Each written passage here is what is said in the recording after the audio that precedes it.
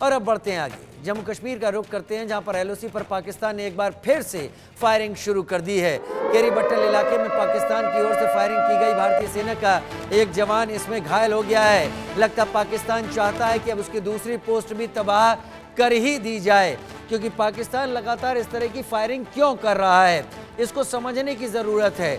अब बर्फ पिघलना शुरू हो चुकी है, अब जमीन क्लियर होने लगी है, लिहाजा पाकिस्तान जो पिछले कई दिनों से जम्मू कश्मीर में खून नहीं बहा पाया है, अब उसकी कोशिश वही खून बहाने की है।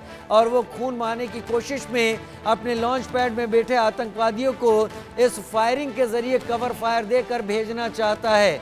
आज पाकिस्तान इसीलिए परेशान हो गया जब अमेरिका के राष्ट्रपति डोनाल्ड ट्रंप और भारतीय प्रधानमंत्री ने अपने ज्वाइंट स्टेटमेंट में पाकिस्तान को सीधा सीधा जिम्मेदार ठहरा दिया। लेकिन अजय जांडियाल मेरे साथ जुड़े हैं, वो ज्यादा दूर नहीं है जितनी दूर हम और आप घूमने टहलने जाते हैं। अजय जांडियाल अगर उतनी दूर चले जाएं तो पाकिस्तान का बॉर्डर आ जाता है, जहां से वो बॉर्डर के एलओसी के इलाके को नजदीक से रिपोर्टिंग के दौरान देखते हैं। अजय, लगता है पाकिस्तान चाहता है कि अब फाइनल चीजें सामने आ जाएं, एक और पोस्ट तबाह, और वो पूरी तरीके से वो वार चाहता है जिस वार की शायद उसे आदत हो रखी है भारतीय सेना की तरफ से। देखिए, आप सही कह रहे हैं राजीव। जिस तरीके से पाकिस्तान ने पिछले कुछ समय में लगातार आतंकी गतिविधियों को तेज किया और लाइन ऑफ कंट्रोल के इलाके में लगातार फायरिंग करके जो सेना को निशाना बनाने का प्रयास किया है, वो अपने आप में बताता है कि पाकिस्तान दरअसल वो सुधर नहीं सकता। तो ऐसे में कहीं ना कहीं भारतीय सेना को उसी ऑप्शन को वापस खोलना होगा जिस ऑप्शन के बाद सर्जिकल स्ट्राइक और एयर स्ट्राइक हुआ था। आज एक बार फिर से आपको बता दूं कि कल भारत ने पाकिस्तान को ये चेताया था, वार्निंग दी थी कि वो लाइन ऑफ कंट्रोल के इलाके में फायरिंग ना करे, जवानों पर आईडीज ना लगाए, जिसका अगर ऐसा होता है तो उसका खामियाजा पाकिस्तान को भुगतना होगा। आज आपको बता दूं पाकिस्तान नहीं सुधरा और एक बार फिर से पाकिस्तान की तरफ से जो जानकारी मिल रही है कि लाइन ऑफ कंट्रोल के बटल इलाके में जो है फायरिंग हुई है, जिसमें भारतीय सेना के एक जवान जो है वो जख्मी हुए हैं।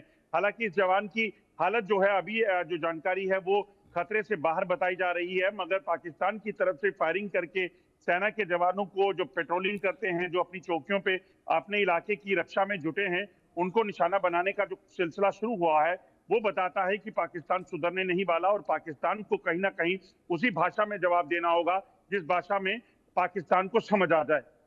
जिस भाषा में पाकिस्तान को समझ में आ जाए। लेकिन इसी कैरी बट्टल इलाके में अब से 2 दिन पहले भी यही फायरिंग हुई थी, जिसके बाद भारतीय सेना ने पोस्ट को तबाह कर दिया था। मुझे लगता है कि पाकिस्तान कोशिश, क्या यही वजह समझ में आती है अजय आपको, क्योंकि आपका अनुभव ज्यादा है मुझसे एलओसी के इलाके में, तो एलसी के इलाके में बर्फ पिघल रही होगी, अगर होगी भी तो, या ठंड का माहौल खत्म हो रहा होगा, पहाड़ियों पर क्लियर हो रही होंगी चीजें, तो जल्दी से जल्दी उन लॉन्च पैड से टेररिस्ट को भारत के अंदर भेजने की कोशिश के चलते ये कवर फायर दिया जा रहा है। देखिए, बिल्कुल अगर आप देखें तो पाकिस्तान बौखलाया हुआ है। दरअसल आप देखें, चुनावों से ठीक पहले पाकिस्तान ने जिन आतंकियों को जम्मू कश्मीर में सक्रिय किया था, उसमें से काफी आतंकी जो हैं वो मारे गए, सुरक्षा बलों ने उनको मौत के घाट उतारा। मगर उसके बाद जो लगभग 150 से 200 आतंकी लाइन ऑफ कंट्रोल और अंतर्राष्ट्रीय सीमा के दूसरी तरफ बैठे हैं, उन आतंकियों को जम्मू कश्मीर दाखिल करवाने की पूरी प्लानिंग पाकिस्तान ने की थी। मगर लाइन ऑफ कंट्रोल पे अलर्टनेस के चलते पाकिस्तान उन आतंकियों को यहाँ भेज नहीं पा रहा, क्योंकि गश्त वहां पे होती है, माउंट पर जवान तैनात रहते हैं, लगातार सर्विलेंस होती है। जो ड्रोन के जरिए यहाँ पर हथियारों के जखीरे भेजे जा रहे थे वो यहाँ नहीं आ पा रहे हैं। तो पाकिस्तान शायद इसी वजह से यहाँ पर हालात खराब करने के लिए आतंकियों को ढकेलना चाहता था, मगर सेना जब वहां पे अलो नहीं कर रही तो सेना के जवान जो पेट्रोलिंग करते हैं उनको निशाना बनाया जा रहा है ताकि वो पेट्रोलिंग ना करें और उन आतंकियों को घुसपैठ करवाने में उसको आसानी हो सके। और दूसरी एक बड़ी वजह जो मैं देख पाता हूं, पाकिस्तान के हालात, मौजूदा हालात जो हैं खैबर पख्तूनख्वा के, बलूचिस्तान के, पाकिस्तान के कब्जे वाले कश्मीर के जो खराब हुए हैं, वो खराब हालात पाकिस्तान इस वक्त दुनिया में चर्चा का विषय बना हुआ है कि पाकिस्तान अंदर खाने खत्म हो रहा है। इसी चर्चा को खत्म करने के लिए या लोगों की नजरों से पाकिस्तान को हटाने के लिए पाकिस्तान शायद कोशिश कर रहा है कि एक बार फिर से जम्मू कश्मीर का मुद्दा उठाया जाए। जैसे तुर्की के राष्ट्रपति आए तो उनके सामने भी कश्मीर का मुद्दा जो है उठाने का प्रयास पाकिस्तान ने किया।